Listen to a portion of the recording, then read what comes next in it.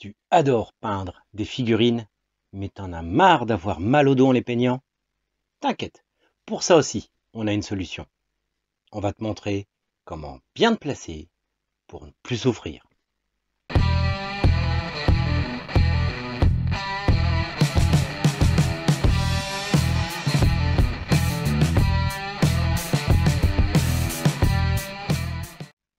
Bonjour à tous et bienvenue chez Serial Painters. Alors vous en avez parlé pendant le live, qu'on allait vous faire une vidéo sur la bonne position à tenir quand on peint.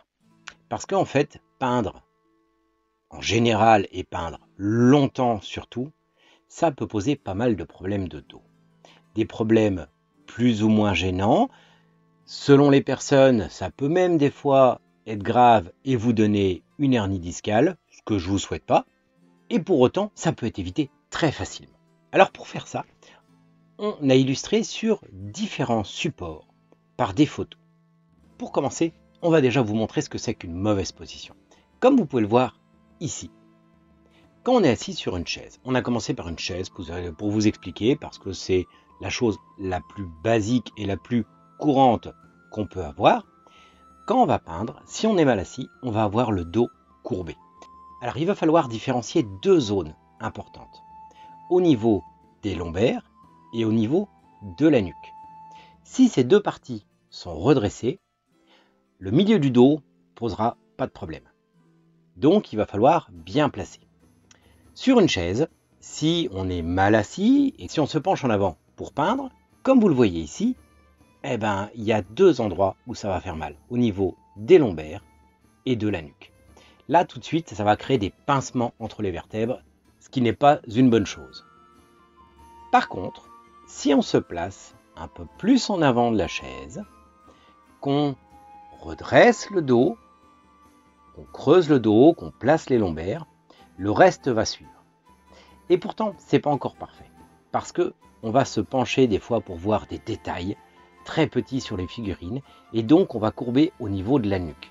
Alors soit nos vertèbres lombaires vont être bien placées, mais pas les vertèbres cervicales. Donc ça va poser problème. Comme vous pouvez le voir sur une chaise, la plupart des gens ne le savent pas, mais normalement on devrait s'asseoir très très profondément dans la chaise. Avoir les fesses qui dépassent de l'assise, ce qui permet de ne pas avoir d'appui sur le coccyx et donc sur le reste de la colonne. Et le dossier, dans ce cas-là, nous redresse le dos. Par contre, pour peindre, c'est pas une position très confortable. Donc, même si on est bien droit, le confort aussi, c'est important et ça va pas aller. Si on se place sur un tabouret, bon, vous êtes beaucoup moins nombreux quand même à peindre sur un tabouret, mais ça arrive. C'est la même chose. Si on se place comme ici, le dos courbé, avec un beau rond, on va vite rentrer en souffrance. Ceux qui ont des problèmes sous-jacents vont vite s'en rendre compte, et les autres, ça risque de vous poser problème avec le temps. C'est pas une bonne chose. Sur un tabouret aussi, on peut se tenir droit. C'est pas dur. Il suffit d'avancer légèrement sur son tabouret, de mettre les jambes repliées en dessous, toujours les jambes repliées en dessous, ce qui va nous redresser le dos. Mais pareil, on a encore toujours ce problème au niveau de la nuque. Si on se penche en avant pour observer des tout petits détails, ça pose problème. Ou alors, il faut lever les bras. Mais lever les bras, c'est vite fatigant pendant qu'on peint. Quand on peint pendant des heures, ça peut paraître pas grand-chose, le poids d'une figurine n'est pas énorme, mais garder les bras levés, c'est assez compliqué. Alors, bien sûr, il y a des solutions. On peut utiliser des sièges dos droit, où justement, vous avez les jambes repliées en dessous, c'est prévu pour, ça va soutenir au niveau des genoux et des tibias, et une légère inclinaison de l'avant, ce qui va vous redresser le dos, courber vos lombaires, mais, vous le voyez, on a encore un problème au niveau de la nuque et des cervicales. Dès qu'on va se pencher, on va être comme ça, et on va avoir des problèmes ici. Ce qui n'est pas forcément une bonne chose non plus. Alors, pour finir, on va utiliser le fauteuil traditionnel, le fauteuil de bureau, fauteuil d'ordinateur, qui est ce que la plupart des peintres utilisent et qui peut être très bien pour peindre. Alors forcément, si on se cale au fond, on en vient à la même conclusion que les autres. Il n'y a qu'à regarder, vous voyez, on courbe le dos, ça devient rond, problème au niveau des lombaires et des cervicales.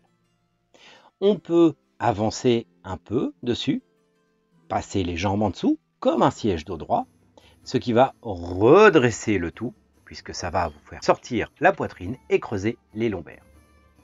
Mais on en vient encore au même problème, ce problème de nuque penchée en avant, et qui va vous faire mal. Par contre, contrairement à un tabouret ou une chaise, avec ce type de matériel, vous allez pouvoir faire quelque chose qui va résoudre tous les problèmes. Il va simplement, et vous allez le voir sur cette vidéo, il va tout simplement falloir baisser son siège. Le baisser beaucoup plus bas, selon votre taille, plus ou moins bas, mais relativement bas, pour avoir en fait le plan de travail ou la table où vous travaillez, pas au niveau du ventre, mais au niveau de la poitrine. Comme ça, vous serez appuyé, vos avant-bras sont appuyés sur le bord, ce qui vous évitera d'être obligé de tenir vos bras levés en permanence pour le faire. Et en étant comme ça, vous allez pouvoir être tout près de la figurine sans avoir à incliner la tête encore plus. Et du coup, votre dos sera droit en vous tenant dans la position justement en avant du siège, les jambes en dessous, et plus bas pour ne pas avoir à courber la nuque. Ça marche aussi avec les sièges dos droit. Il faut juste que ce soit des sièges dos droit réglables en hauteur. Nous, celui qu'on a utilisé, pour ça, il ne va pas. C'est un siège que j'ai fait moi-même, qui va très bien, mais par contre qui n'est pas réglable en hauteur. S'il est réglable en hauteur, ça peut largement remplacer un fauteuil. Sur une chaise ou un tabouret, vous allez être plus embêté, parce que vous n'allez pas pouvoir monter ou descendre. Donc, il va falloir adapter le plan de travail. Éventuellement, n'hésitez pas à mettre une boîte ou quelque chose qui va rehausser votre plan de travail, si vous n'avez pas de fauteuil réglable, pour que la zone où vous allez peindre soit plus haute, ce qui vous évitera de pencher la tête. Alors, il y en a certains qui sont à l'aise en posant les coudes sur le plan de travail. Ça peut être une bonne solution aussi. Dans ce cas-là, vous n'aurez pas forcément besoin de descendre.